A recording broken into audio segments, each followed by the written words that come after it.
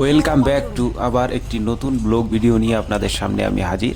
দেখুন, এখানে একটি মসজিদ এবং মন্দির একসাথেই রয়েছে, দুটি খুব সুন্দর দেখতে। এখানে হিন্দু ও মুসলিমের খুব মেলবন্ধন রয়েছে।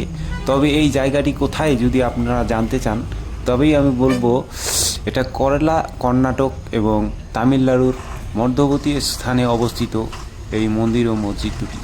পাশাপাশি খুবই সুন্দর একটি বাজার রয়েছে, আর এখানকার মানুষের মিল বন্ধন খুবই ভালো, আমরা এসেই উপভোগ করছি। তবে আমরা একটি টাউনে যাচ্ছি। এই যে সুন্দর মসজিদটি দেখতে পাচ্ছেন, আর পাশেই রয়েছে মন্দিরটি। হিন্দু এবং মুসলিমের খুব মারাত্মক মিল, মাশাআল্লাহ, খুবই সুন্দর, দেখেই খুব ভালো লাগলো।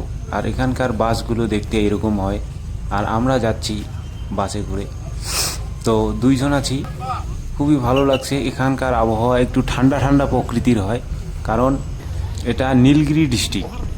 আর এখানকার রাস্তাগুলো আঁকা বাঁকা পথ, চারিদিকে সবুজ ঘন চা বাগান আর কফির বাগান। এটা একটি ব্রিটিশ আমলের পুরনো রাস্তা। তবে এখানকার পাহাড়গুলোকে দেখতে বেশ ব্যাঙের ছাতার মতো দেখা যায়। পাহাড়গুলো একদম আঁকা বাঁকা, খুব সুন্দর লাগে দেখতে। আর ঘন জঙ্গল, চারিদিকে শুধু ফরেস্ট আর ফরেস্ট, আর রাস্তাগুলো আঁকা বাঁকা। আর এই আঁকা বাঁকা পথে খুব উঁচু নিচু জায়গাতেও অটো চলে আর কি। আর পাহাড়গুলো দেখতে অসাধারণ। এটি সিনেমা এবং ফটোশ্যুট করার জন্য একটি জনপ্রিয় জায়গা। তো আমরা যাচ্ছি, ভিডিওটির সাথে থাকুন। আর এখানকার বাড়িঘর, রাস্তাঘাট সব মিলিয়ে একটি অসাধারণ পরিবেশ।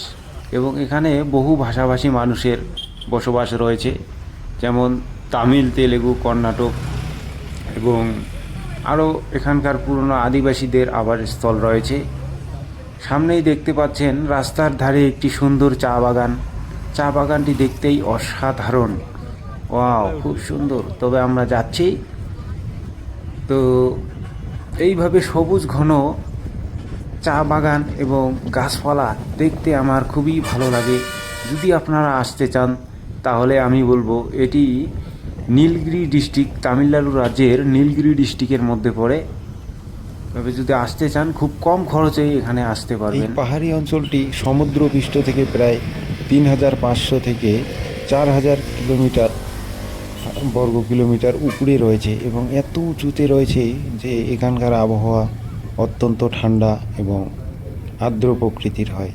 তাই এখানে সারা বছর ঠান্ডা থাকে এবং এখানকার মেঘগুলো মাঝে মাঝে পাহাড় ছুঁয়ে যায় এবং দেখার মতো একটা অসাধারণ দৃশ্য আমাদের চোখে পড়ে। তাই অনুভব করতে হলে এটি একটি, এখানে গোলমরিচ, এলাচ এবং ইউক্যালিপটাসের বিশাল বাগান সবসময় আপনারা দেখতে পাবেন।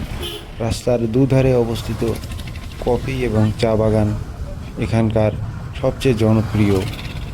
আর ট্যুরিস্ট